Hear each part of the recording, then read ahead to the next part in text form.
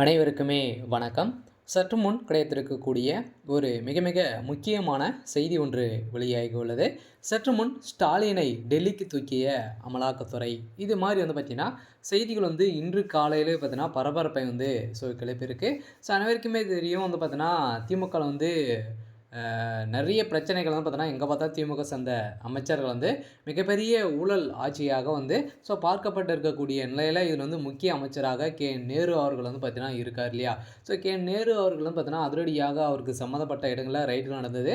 அதேமாரி நேரு அவர்களை பார்த்தீங்கன்னா, அமலாக்கத்துறை பார்த்தீங்கன்னா விசாரணைக்கு உட்படுத்தி அவரும் பார்த்தீங்கன்னா, 2 நாட்களாவே விசாரணை நடந்துட்டு இருக்கு. இந்த விசாரணையின் அடிப்படையில் தான் முதலமைச்சர் ஸ்டாலின் அவர்கள் பார்த்தீங்கன்னா, வசமாக சிக்கிவிட்டு இருக்காரு அப்படின்ற மாரி ஒரு தகவல் வெளியா இருக்கு.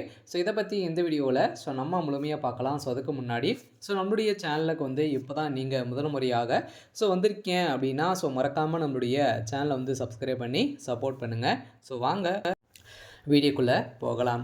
அனைவருக்குமே தெரியும் பார்த்தீங்கன்னா, திமுகவுடைய ஆட்சி முடிவுக்கு வந்திருக்கு. இருந்தாலுமே 4 வருட காலமாகவே திமுகவுடைய ஆட்சியில் ஒரு மிகப்பெரிய ஊழல் ஆட்சியாகவே பார்த்தீங்கன்னா இருந்திருக்கக்கூடிய நிலையில் தான் இப்போ அதிரடியாக சமீப காலத்தில் நேரு அவர்கள் பார்த்தீங்கன்னா நிறைய விமர்சனங்கள் எழுந்திருந்து இல்லையா?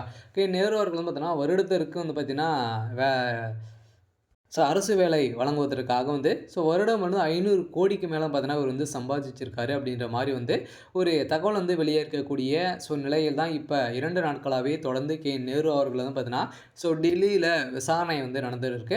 இந்த விசாரணை அடிப்படையில் தான் இப்போ கடைசியாக முதலமைச்சர் ஸ்டாலின் அவர்கள் பார்த்தீங்கன்னா இதில் சிக்கிட்டு இருக்காரு. அனைத்துக்குமே முதலமைச்சர் ஸ்டாலின் அவர்கள் தான் இதுக்கு காரணம் அப்படின்ற மாதிரி இருவருமே பார்த்தீங்கன்னா 50-50 அந்த பணங்கள் அனைத்துமே பார்த்தீங்கன்னா ஷேர் செஞ்சுருக்காங்க. இதெல்லாம் பார்த்தீங்கன்னா இப்போ அதிரடியாக ரெக்கார்டு சிக்கியிருக்கு. சில நேரு அவர்களுடைய சம்மந்தப்பட்ட இடங்களில் எடுக்கப்பட்ட ரெக்கார்டின் ஆவணங்கள் அடிப்படையில் தான் இப்போ அதிரடியாக முதலமைச்சர் ஸ்டாலின் அவர்களுக்கு ஒரு மிகப்பெரிய சிக்கல் வந்திருக்கு. சில முதலமைச்சர் ஸ்டாலினுக்கு ஒரு மிகப்பெரிய இடியாக தான் இறங்கியிருக்கு. இருந்தாலுமே நேரு அவர்கள் பார்த்தீங்கன்னா இப்போ அதிரடியாக டெல்லிக்கு தூக்கியிருக்காங்க. இன்னும் பார்த்தீங்கன்னா விசாரணை முடியல. என்ன நேரு அவர்கள் பார்த்தீங்கன்னா இப்போ வேலை வாங்கி தருவதாக கூறி பார்த்தீங்கன்னா ஒரு தலைக்கு 25 லட்சம் ரூபாய்க்கு மேலே பார்த்தீங்கன்னா அவர் லஞ்சமாக பெற்றிருக்காரு. இவர் மீது பார்த்தீங்கன்னா நிறைய குற்றச்சாட்டுகள்லாம் எழுந்திருந்த நிலையில் இந்த குற்றச்சாட்டின் அடிப்படையில் தான் இப்போ அதிரடியாக நேரு அவர்களுக்கு அவருடைய கதையை முடிய போது. இருந்தாலுமே திமுகவுடைய தலைமையகத்தில் மூத்த அமைச்சராக இருக்கக்கூடிய நேரு அவர்களுடைய கதைக்கு